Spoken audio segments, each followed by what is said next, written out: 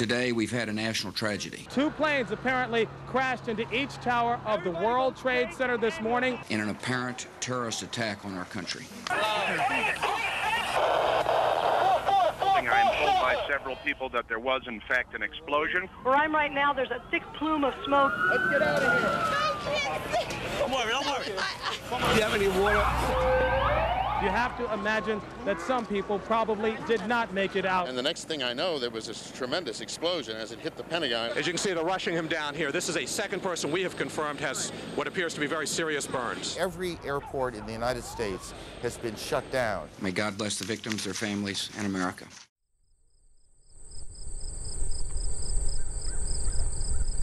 No history book yet has given more than one sentence about Flight 93, and all it states is, and a plane crashed in the field of Pennsylvania. United 93 is at your 350, intermittent lights up. United 93 checking in 350. United 93 350. We had 33 passengers, 7 crew, and 4 terrorists. The plane took off at 8:42 that morning. From Newark, New Jersey to Fort California. It was delayed about 25 minutes from its expected takeoff time because of heavy air traffic that morning. Using the phones in the back of the plane, the passengers on United Airlines Flight 93 called home. They were able to find out when they were in the air what happened to the World Trade Centers and the Pentagon. This plane was headed for the Capitol building. They had to do something, and they couldn't let a life on the ground be taken. They voted.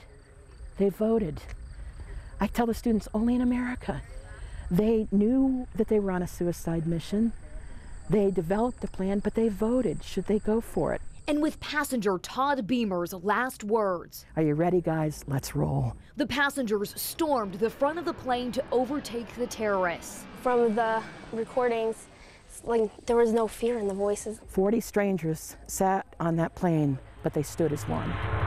United 93, Cleveland. United 93, Cleveland. United 1523, did you hear your company, did you hear a couple of minutes ago screaming? Yes, I did, 797, and... The last we knew, the aircraft was at 8,000 feet. I am told through unconfirmed reports that we could hear screaming in the control tower. We are being hijacked. We are being hijacked. Those frightening words were uttered by a passenger on board United Flight 93. The plane was carrying 38 passengers, 2 pilots, and 5 flight attendants. Can you picture that giant plane coming down? The only reason we're not having a memorial service in Washington, D.C. near the Capitol or the White House today is because of these 40 people. That's the only reason. And nobody seems to know that. Akron native Sharon Dietrich has promised to make sure the plight of those passengers is never forgotten. I will do my part for the rest of my life to make sure that this memorial gets built.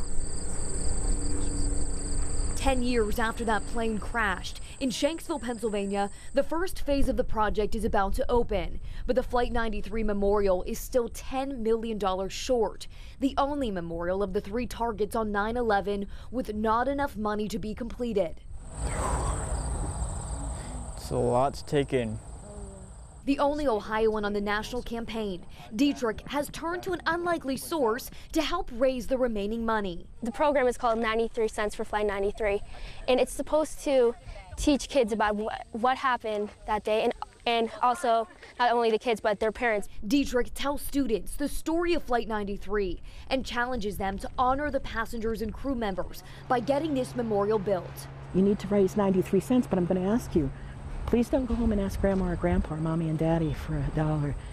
Go and ask them if you could earn it. 40 schools are on board and 75,000 students have donated so far. I don't have 93 cents in change in my pocket, but I would like to contribute $1 to the cause. Students like this group from Heritage Christian School in Canton. There's still some good patriots in America. Yeah. You know, it inspires you to, do something. To do something. Yes. I know that it's a big deal, and because of how the people of Flight 93 gave their lives for this country. They voted to do the right thing and fight back against this terrorism. So when this fence comes down and there's finally a permanent memorial here in Shanksville, the students hope people come here as a place to feel hopeful. Of the 4 planes that were hijacked, this is the only one that didn't reach its target because of these 40 ordinary heroes. Dietrich still needs more schools and more students to give just 93 cents, a very small sacrifice to remember a group of people that gave up everything. They voted yes, and at the cost of their lives. And the fact that it was totally overlooked.